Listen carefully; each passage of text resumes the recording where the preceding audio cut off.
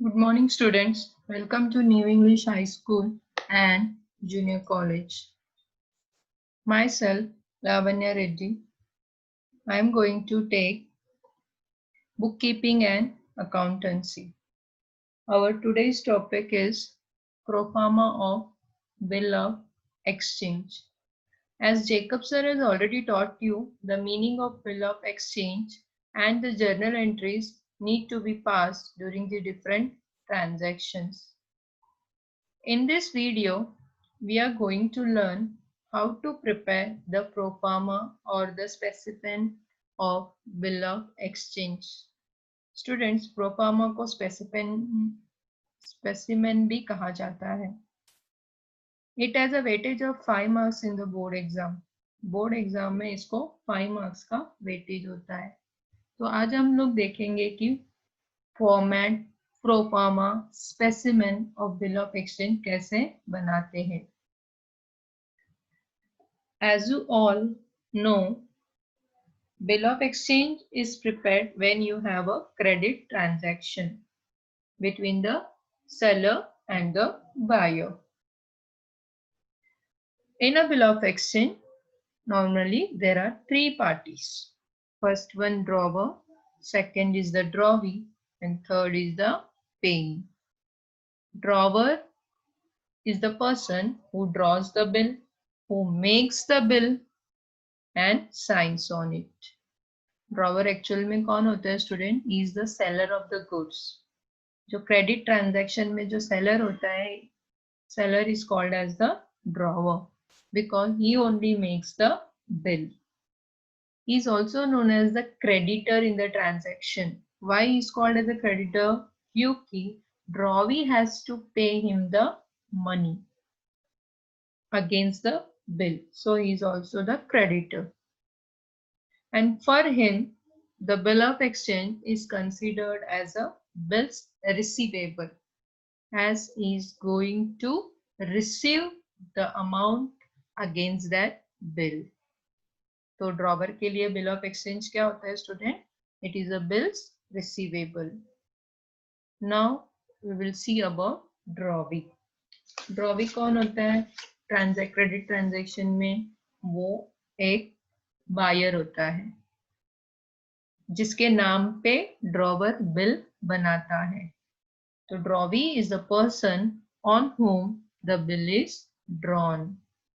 और पूरे credit transaction में drawee is a debtor for the drawer.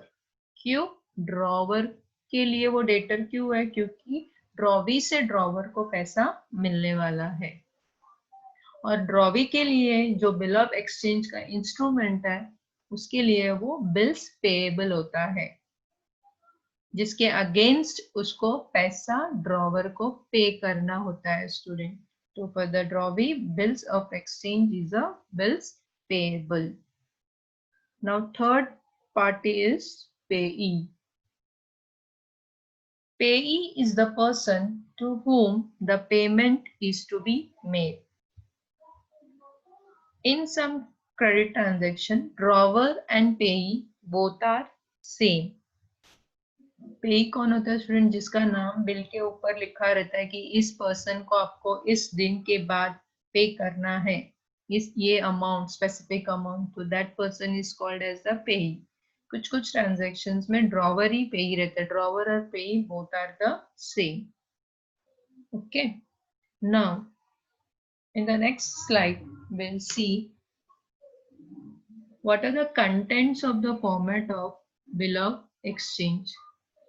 Total there are 7 contents in preparing the bill of exchange. So what are they? First one is date, second is the term, third is the amount, fourth is the stamp, fifth is parties, sixth is per value received, and seventh one is the acceptance. तो ये सातों चीजें आपको bill of exchange के format में मिलेंगे student, and they are compulsory. तो one by one will see. First is the date. Date is the important content in the format of bill of exchange. Without date, the bill has no meaning, student. कि without date, अगर date ही नहीं होगा तो maturity date भी हम लोग calculate नहीं कर सकते. Now what do you mean by maturity date? Maturity date means जिस दिन ड्रॉवी को ड्रॉवर को पैसा देना होता है, ड्रॉवर या पे को पैसा पे करना होता है. स्पेसिफिक डेट होता है ना स्टूडेंट, वो डेट कैलकुलेट करने के लिए date of the bill mention करना बहुत जरूरी है.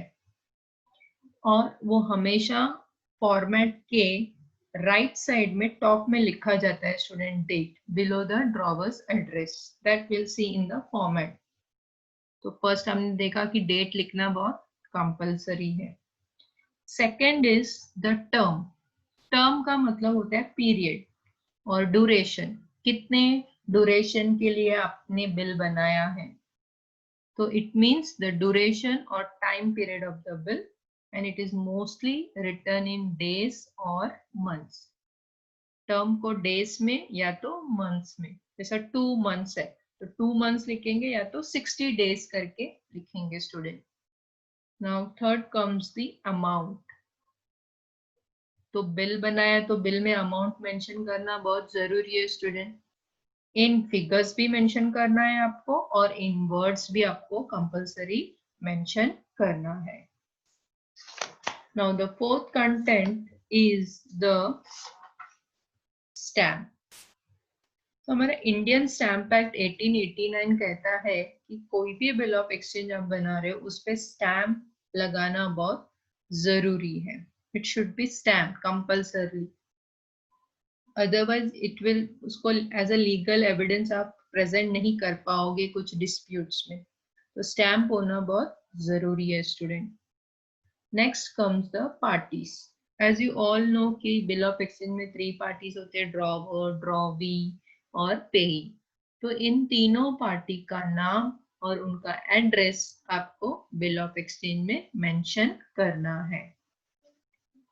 फिर आपका आता है for value received. ये value received क्या होता है स्टूडेंट? अभी आप बिल बना रहे हो तो अगेंस्ट सम गुड्स का value in terms of money, आपने जो भी गुड्स भेजा है उसको इन टर्म्स ऑफ मनी आपने कन्वर्ट किया है और उस अमाउंट के लिए आपने बिल बनाया है. तो there should be some monetary consideration student bill में, इसीलिए फॉर द वैल्यू रिसीव्ड लिखना बहुत जरूरी है. आप बिल कुछ मॉनेटरी बेनिफिट के लिए ही बना रहे हो, for that reason for value received लिखना बहुत जरूरी है. Now the seventh one is the acceptance. Acceptance क्या होता है स्टूडेंट? Acceptance मतलब एक्सेप्ट करना. कौन एक्सेप्ट करेगा? बिल तो ड्रॉवर बनाता है, तो एक्सेप्ट कौन करेगा student? Drawee will accept the bill. तो a bill of exchange is drawn by the drawer. जब भी ड्रॉवर बिल बनाता है तो उसको बोला जाता है draft. It is called as a draft and it must be presented to the drawee for the acceptance. Drawee को ड्रॉवी को प्रेजेंट करना पड़ता है एक्सेप्टेंस के लिए. जब ड्रॉवी उसके ऊपर साइन करती है along with his name, date across the face of the bill, मतलब बिल के ऐसे क्रॉस करके वो अपना नाम, सिग्नेचर, डेट के साथ करता है स्टूडेंट. और एक्सेप्टेड मतलब मुझे बिल एक्सेप्टेड है ऐसे लिखता है वो. Okay, then that act is called as the acceptance of the bill. Drawee cannot be made liable for payment of the bill before the acceptance of the bill. अगर आपने drawer ने bill बनाया और ड्रॉवी ने उसको accept ही नहीं किया और 2 महीने के बाद आप ड्रॉवर बोल रहे हैं कि ड्रॉवी को आप पैसे दो, तो drawee is not liable to make any payment क्योंकि उसने बिल को एक्सेप्ट ही नहीं किया. तो पहले बिल को क्या करना पड़ता है स्टूडेंट? एक्सेप्ट करना पड़ता है ड्रॉवी को. जब वो एक्सेप्ट करेगा तभी वो बिल कुछ वैलिड है. मतलब after the due date drawer drawee को पूछ सकता है कि आप मुझे पैसे दो करके. तो before the acceptance of the bill it is only a draft. वो बिल ऑफ एक्सचेंज वो खाली एक ड्राफ्ट है. वो बिल ऑफ एक्सचेंज में कभी कन्वर्ट होगा जब ड्रॉवी अपना एक्सेप्टेंस देगा स्टूडेंट्स। ओके, तो एक्सेप्टेंस देना बहुत जरूरी है। तो these are the 7 contents which are compulsorily should be mentioned in the bill of exchange. Now we will see the format, कैसे बनाते हैं bill of exchange को।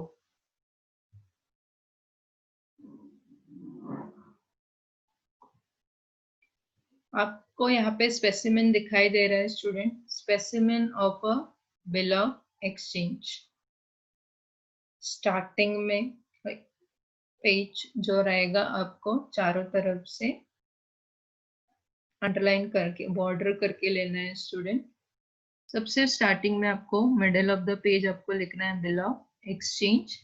फिर राइट हैंड साइड में आप लिखोगे ड्रॉवर का नाम, ड्रॉवर का एड्रेस और date of the bill drawn. जो बिल हमने, जो डेट पे बिल उसने बनाया उसका डेट लिखेंगे। कौन लिखेगा? ड्रॉवर। और ये बिल भी कौन बनाने वाला है? ड्रॉवर। तो ड्रॉवर अपना नाम लिखेगा, एड्रेस लिखेगा और डेट। और जब भी आप डेट लिखते हो तो डेट वर्ड लिखना भी बहुत जरूरी है स्टूडेंट। डेट लिखना है, सपोज डेट इज 3 अक्टूबर 2019, तो डेट लिखकर 3 अक्टूबर 2019 लिखना बहुत जरूरी है। नेक्स्ट आता है आपका लेफ्ट हैंड साइड में स्टैम्प। तो स्मॉल एक रेक्टेंगुलर बॉक्स बनाकर उसके अंदर आपको स्टैम्प करके लिखना है। फिर उसके नीचे और एक रेक्टेंगुलर बॉक्स बनाओगे आप, उसमें आप रुपीस लिखोगे इन फिगर्स। जो भी बिल का अमाउंट रहेगा आप उसको, आप समझो 18,000 रहेगा तो 18,000 करके आप उसमें लिखोगे। फिर एक लाइन ओमिट करोगे आप, 1-2 लाइन ओमिट करने के बाद आपको स्टेटमेंट लिखना है बिल का।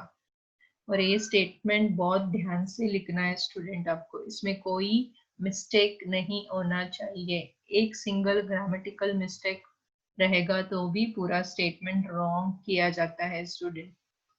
ओके, तो स्टेटमेंट शुरू किससे होगा? Tenure of the bill. Now what do you mean bye tenure? Tenure means period of the bill. Period में मतलब जो कितने महीने के लिए आपने क्रेडिट दिया है, 3 months, 2 months, 60 days, 90 days, जो भी रहेगा आपको यहाँ पर मेंशन करना है। जैसे कि 90 days आफ्टर डेट पेड। पे, पे में किसका नाम लिखोगे आप? मिस्टर। मेल रहेगा तो मिस्टर, फीमेल रहेगा तो मिस। पे का आप नाम लिखोगे, पहला नाम जैसे कंप्लीट होता है कॉमा लिखोगे, फिर उसका एड्रेस पूरा, और हिज और हर ऑर्डर। हिज मतलब अगर पेई मेल होगा तो हिज ऑर्डर करके लिखो, अगर पेई फीमेल है तो हर ऑर्डर करके लिखेंगे। द सम ऑफ रुपीस, जो भी बिल का अमाउंट रहेगा ना स्टूडेंट, उसको आपको यहाँ पर अभी वर्ड्स में लिखना है। जैसे 18,000 तो 18,18,000 पूरा आपको वर्ड्स में लिखना है। Only for the value received, ये वर्ड लिखना आपको बहुत जरूरी है, फॉर द वैल्यू रिसीव्ड। यहाँ पे आपका स्टेटमेंट कंप्लीट हो जाता है। फिर नेक्स्ट आता है स्टूडेंट, जैसा ये स्टेटमेंट खत्म हो जाएगा एक लाइन छोड़कर आपको ड्रॉवर अपना सिग्नेचर करेगा। जैसे यहाँ पे लिखा है SD और ड्रॉवर का नेम। फिर अगेन एक लाइन ओमिट करो, ओमिट करके लेफ्ट हैंड साइड में आप 2 लिखकर ड्रॉवी का नाम लिखोगे और ड्रॉवी का एड्रेस लिखेंगे। नाम लिखने के बाद कॉमा, फिर एड्रेस 2-3 लाइन का है तो हर एक लाइन जैसे एंड होता है आपको कॉमा पुट करना है, और जहां पे एंड होता है वहां पे आपको फुल स्टॉप लिखना है। ठीक है, तो अभी आपका आता है एक्सेप्टेंस ऑफ द बिल। हमने जो देखा कि ड्रॉवी को एक्सेप्ट करना पड़ता है, तो middle of the bill lower part में ये देखो, जहां यहाँ पे दिख रहा है आपको एक्सेप्टेड करके वर्ड आपको लिखना है। इसको चाहिए तो आप इन्वर्टेड कॉमा में भी लिख सकते हो। फिर ड्रॉवी का नाम लिखोगे, फिर उसके नीचे SD लिखकर ड्रॉवी का नाम, फिर डेट ऑफ द बिल, जो डेट पर बिल एक्सेप्ट हुआ रहता है आपको वो क्वेश्चन में दिया जाएगा। जरूर नहीं कि आज ही बिल बनाया आज ही एक्सेप्टेंस रहेगा, कल भी हो सकता, 2 days के बाद भी हो सकता है। तो जो भी डेट ऑफ एक्सेप्टेंस रहेगा वो डेट आपको यहाँ पर मेंशन करना है।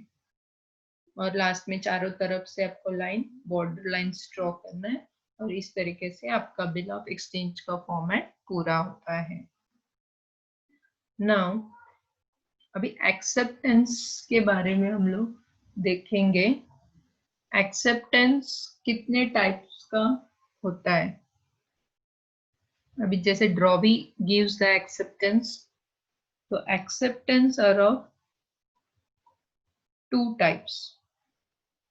First one is general acceptance, second one is qualified acceptance. General acceptance is also known as unconditional acceptance.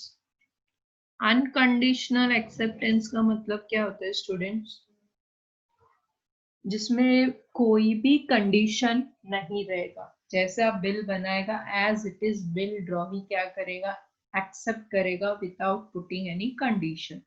It is called general acceptance. Then comes the qualified acceptance. Qualified acceptance को conditional acceptance भी बोला जाता है student. अभी ये conditional acceptance क्या होता है, कंडीशंस, कंडीशनल एक्सेप्टेंस में ड्रॉवी अपना कंडीशंस रखता है उसमें।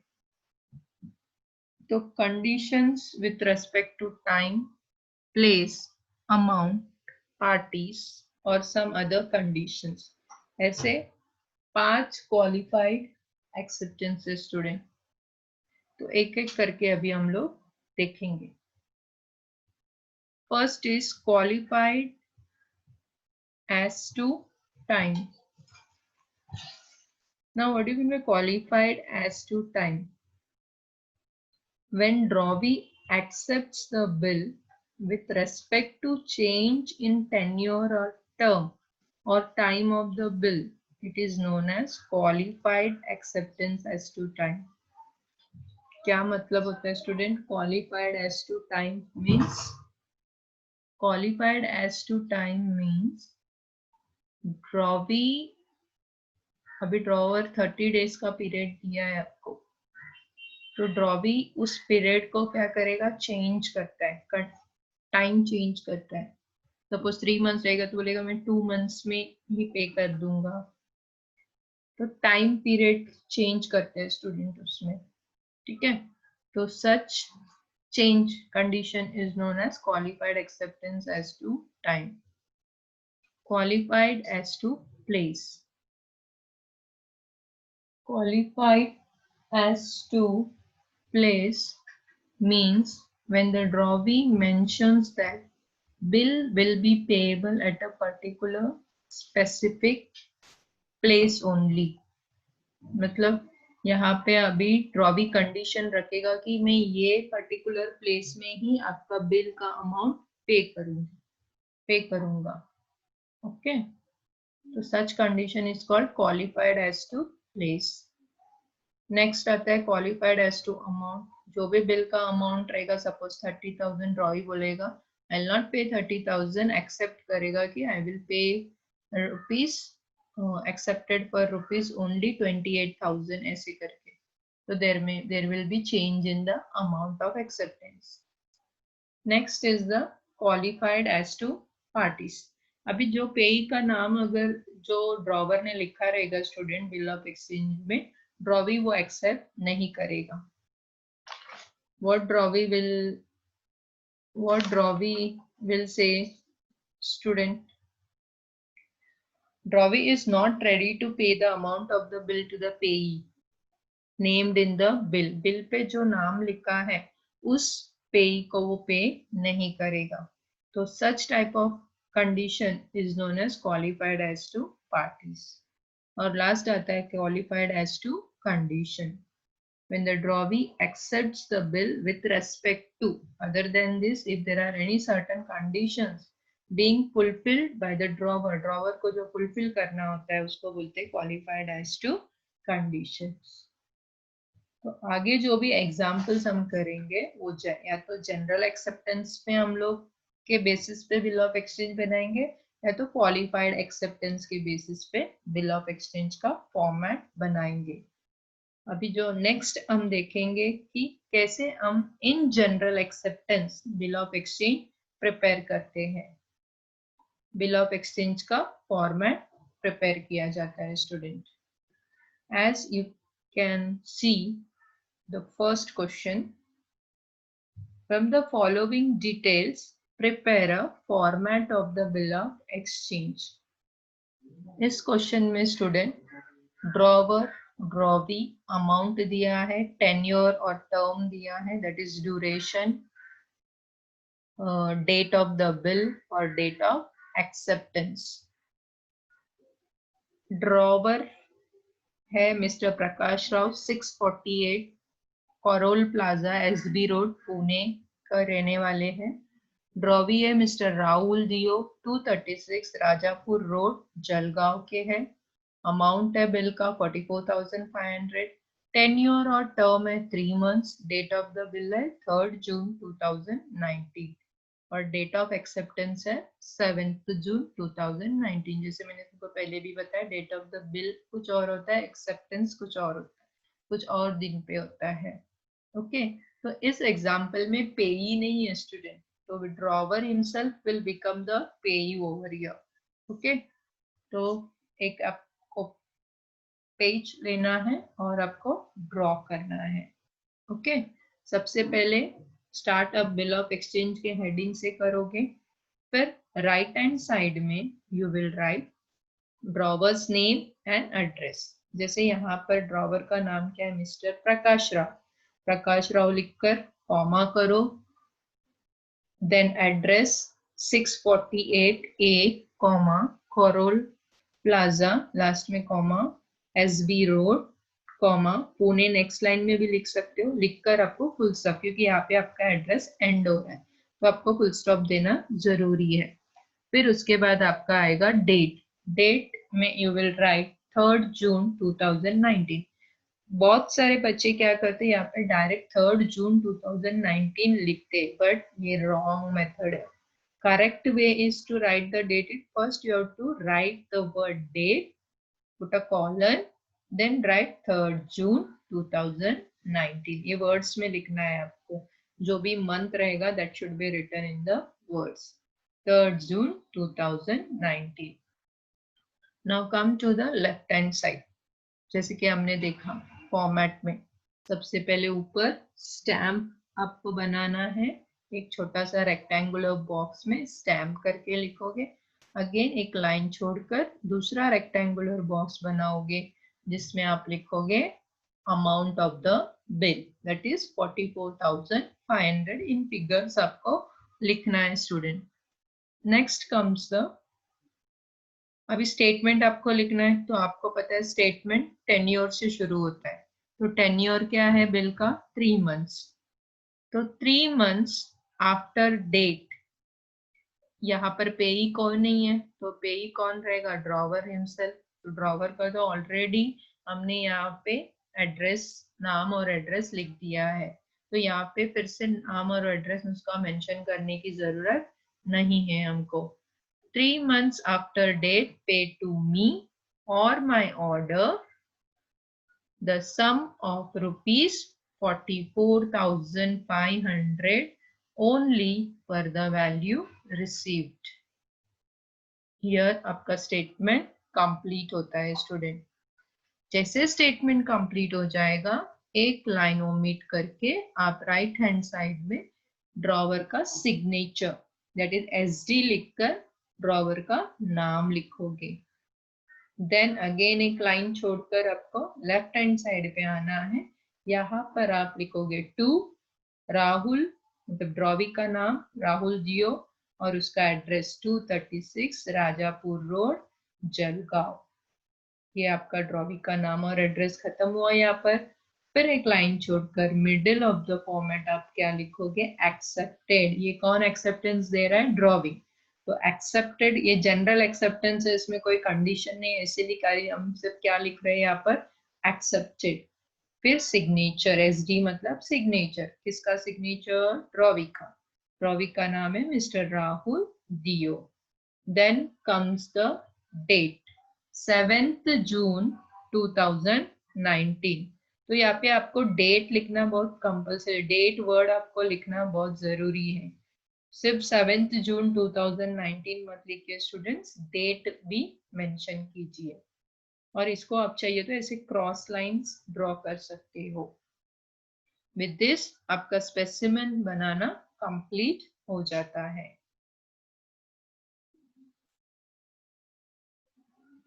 Thank you.